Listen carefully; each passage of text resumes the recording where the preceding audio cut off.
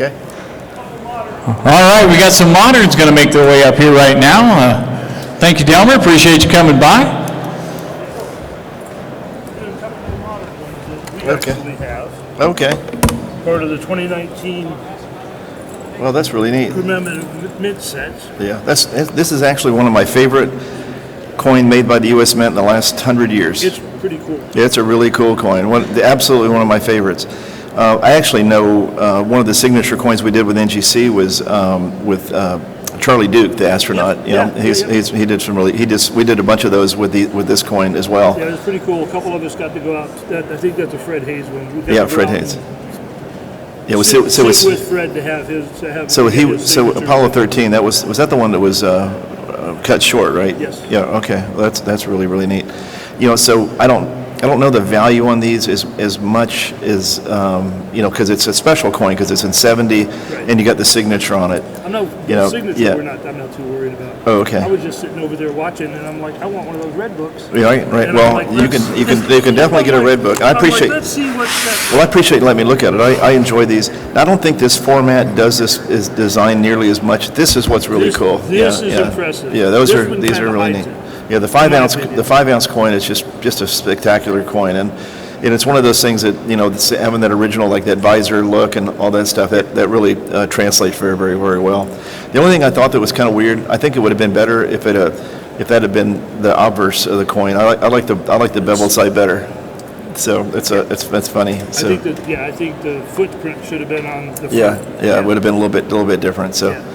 But it's a beautiful coin. I think that's great pieces. Did you see them while I was here? Yeah, they're great pieces. Enjoy the red book. Thank him for bringing us up. Yeah, they've got they're listed in the back of the red book, but they're not in 70, so I won't tell you and also the signature coins. Yeah. And then we've got just a bunch of the original capsules. Yeah, those are awesome. So Awesome. Thanks. Thank you. Thank you, sir. Get a few more. Why don't we give everybody like another 10 minutes and then we'll call it. That'd be good. All right, Jeff's got to get back to his booth over at 505, 506 here, and he's had a very, very busy day as it was here today. We got a gentleman coming up here right now for the coin appraisal. So if you will we've got just about probably 10 more minutes we're going to keep Jeff here. So if you're close enough, you can get here in the next 10 minutes. We still have just a few red books left. So this would be the opportunity for you, number one, meet Jeff Garrett. Number two, have a coin appraised. Number three, get a 2025 red book so you can learn a lot about your coins and the coins you want to buy. If you've just bought something on the floor here, want to learn more about it, come on up here and visit with Jeff as he's here at the stage area located over in the 1600s. So this is kind of I saw this coin earlier in the show, and it's an intriguing coin because it's a 67 PL. It's actually very close to deep PL. It's got a lot of mirror on it. The negative on it is that it's nearly not attractive. It's kind of like a smoky look to it. It'd almost be worth sending that coin to NGC to see if they do conservation on it. You know, the gray sheet bid on the coin's $1,400. It's I think if a coin if you were to remove that, I think this coin, its eye appeal would jump a lot. It would be a lot more attractive. They would look at it. It's got a little bit of bag marks, so you never know though. If you take that off, there could be some marks underneath that, and it might be challenged for the 7. Yeah.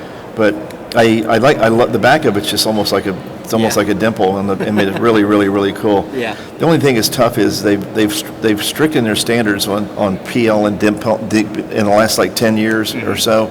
So 20 years ago or 25 years ago, this would have been dimple by standards.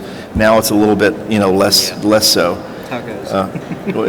But if you gave the coin to me for free, I would probably give it to NGC for conservation. That's what I would try with it, because I just think it's a neat coin.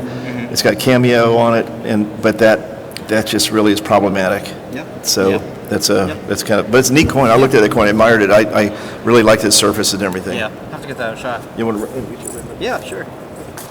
But I think I think that would be a good candidate for conservation. Okay. I appreciate it. Good. Thanks No so problem. much. Happy to help you. Thanks. Right now, no line here, but again, we're down to about 10 minutes is all we have left for our free appraisals from Jeff Garrett here.